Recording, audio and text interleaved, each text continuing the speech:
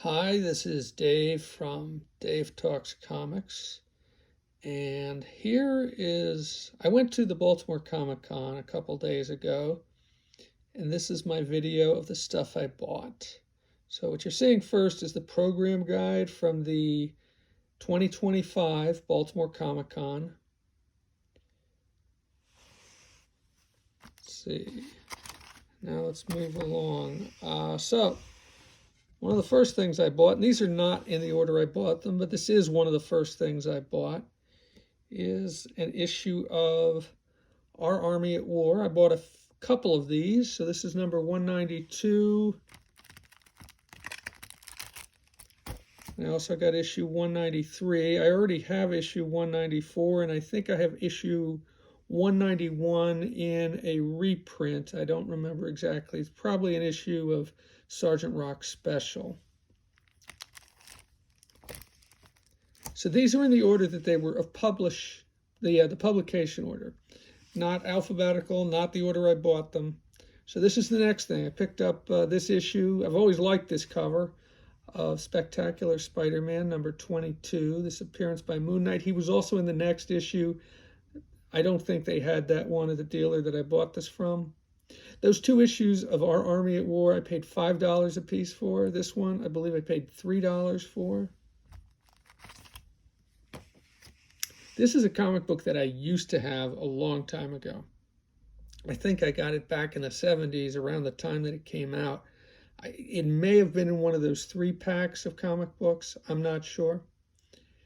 But and I never got the next issue, which was drawn by Frank Miller and was the first time that Frank Miller drew Daredevil, even though it was in a Spider-Man comic book. And I didn't see it there. They may have had it like under they had some slabbed books, some CG Seed books, but I wasn't going to dig through those. But I wouldn't mind getting it, or a reprint of that story. I couldn't pass this up. I have a number of issues of Master of Kung Fu. I don't have issue 99 or 101, but I couldn't pass this up. It was only $1, and it seemed like too good, it's too nice a cover, and so I picked it up, even though it wasn't something on my list. This one I also got for $1. This is something that you usually, and it's not in perfect shape, but still, it's in nice shape. I mean, probably no worse than very good, probably a fine or a fine minus. And this is one that quite often you'll see for like $5 to $10, and I got it for $1. So I couldn't pass that up. I've been wanting to get it. I do have the Masterworks, the Iron Man Masterworks that this is in, but to get the original issue, yeah, I couldn't pass that up, especially for $1. Oh, and on the back of the bagging, Madam Slay resurrects Killmonger. This is what was written on the back. Okay, so this completes the small run of Daredevil I have from issue 192, which was the first issue after Frank Miller's first run on Daredevil, up through, I think it's 201. And of course I have the Frank Miller's Daredevil run, well, the first part of it, I have them now in Masterworks editions. I also have was it Daredevil Legends or Visionaries or something like that, Frank Miller, the paperback ones. But I managed to buy all of them except for this one. This is the only other comic that cost me $5, and I didn't pay more than $5 for any comic book at Baltimore Comic Con. But I went around quite a bit until I finally found this issue, and I was willing to pay $5. That was not a stretch for me, because I knew this probably because of the Wolverine appearance, and the Wolverine on the cover is why this issue costs so much, and it costs more than the issues around it. And I figured if I bought it online, it would probably cost me more like $10 with shipping at the very least, and maybe even $15. So $5 seemed like a reasonable price, and it's in pretty good shape. So. Continuing I'm almost complete with my collection of John Byrne's run on Fantastic Four. This is one of the annuals, number 17. I also picked up number 19. I already have number 18, and I think I have number 16 as well. Although 16 I don't think was not written and drawn by Byrne. I think that's the one that Steve Ditko drew. I believe. I'm not sure if he wrote it or who he did it with, but anyway. So I now have, I think, all the annuals that John Byrne did during his run of Fantastic Four. So this is a comic book. I had never heard of this before. But when I see Rough and Tumble Adventures in 1930s Hollywood, being a big fan of old movies, this just sounded like something right up my alley. I had to buy this. They only had the first 2 issues. I had never heard of this. I had never heard of Upshot Graphics. It's an imprint of Fantagraphics. This came out in 1986.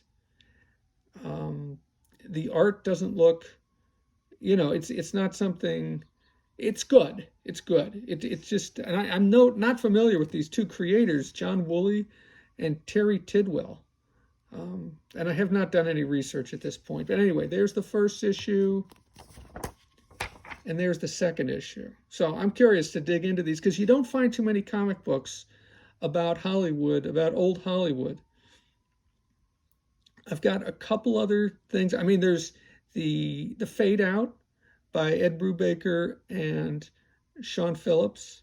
And then there was another book called Scandalous by Jay Torres, I think it was, and somebody else. I don't remember. I want to say it was Oni Press that put that out, but I'm not sure if it was. And there's not a whole lot else about how, but I'm always interested when I can find a comic book about old Hollywood to see what they did with it. Here's some more Sergeant Rock. Sergeant Rock number 411 and 413. I believe both of these were drawn by Andy Kubert.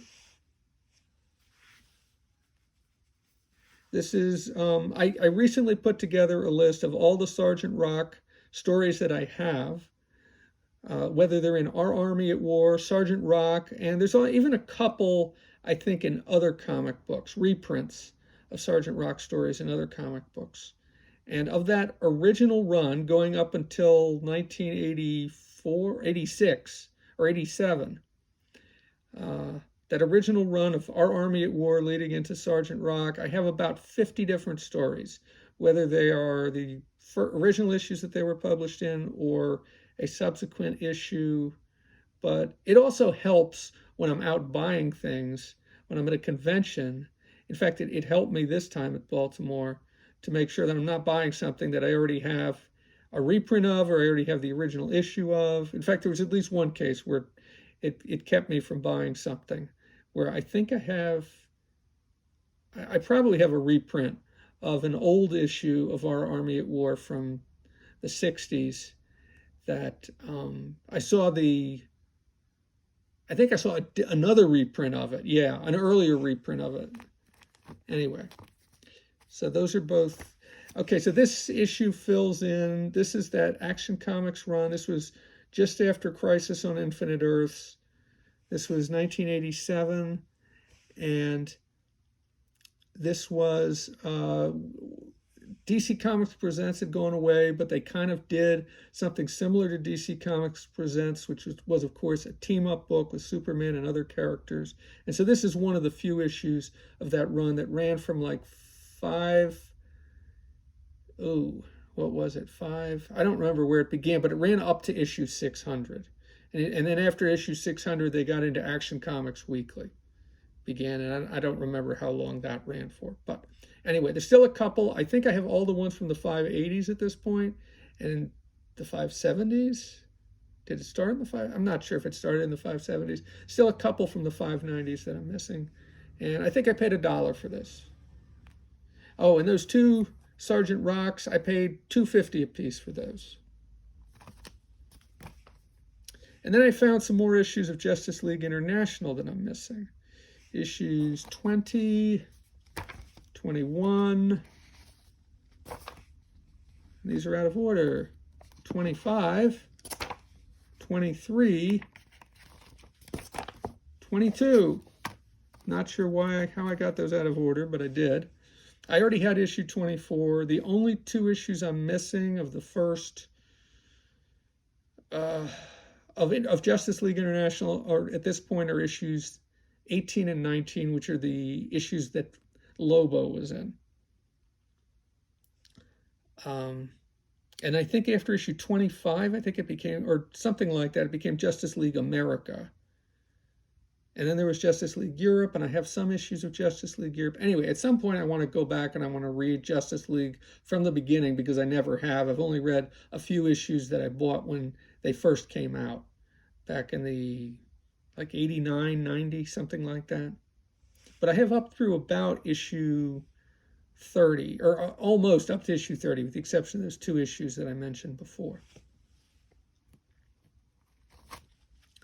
Okay, so this one cost me $1. Oh, those issues of Justice League International I paid $2 a piece for, and they're all in pretty good shape.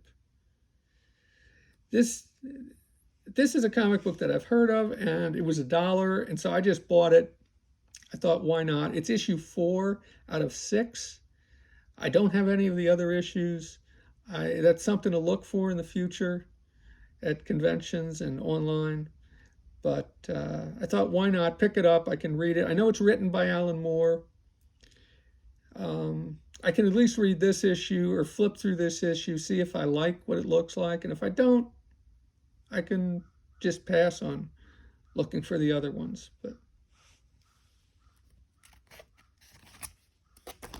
And then this is the last thing I got, Legends of the Dark Knight, number 54. This was drawn by Mike Mignola. This is one that I've been reading a lot of Batman lately, and this is an issue which sounded appealing. I can't remember if it was on people's lists, if that's how it came to my attention, or if it was just going through the various issues of Legends of the Dark Knight online and seeing that there was an issue drawn by Mike Mignola and thinking, oh, that sounds interesting. But I've noticed that it's now quite often goes for $5 or more. And I got it for $1, so that seemed like a really good deal. So that's about it for Baltimore Comic Con 2025. I only went for one day, for Friday. I've got 21 comic books. I spent $47. 3 of them were $5 a piece. So that means I spent $32 on the other 21 comic books, I guess, something like that.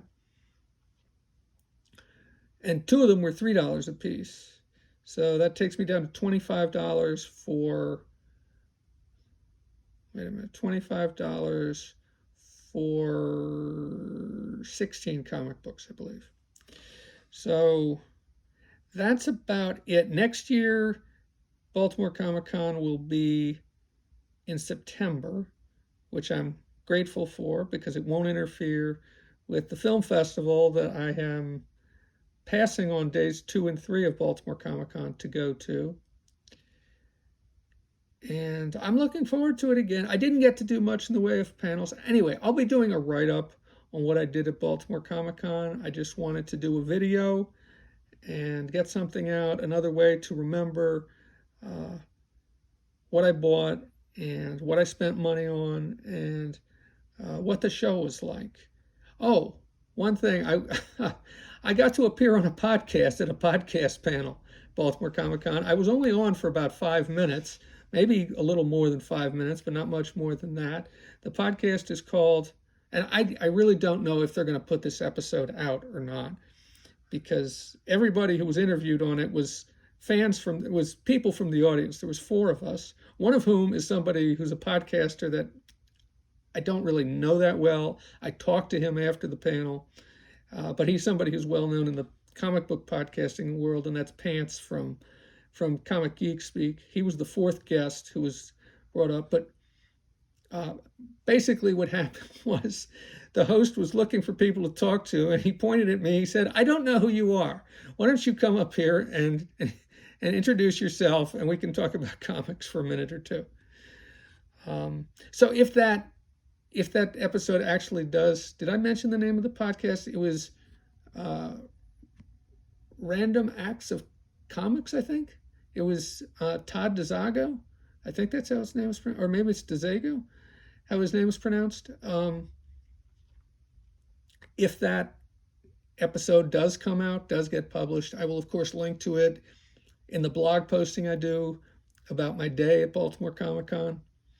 And that should be out at some point before the end of October, hopefully, or maybe early November. And you'll be able to find that at davetalkscomics.net, which is where I write about the comic books I've been reading. And you can also find my podcast, although I haven't done an episode in a couple of years at this point. You can find old episodes at davetalkscomics.com. Anyhow, I am Dave. Thank you for watching if you're still watching. Have a great day.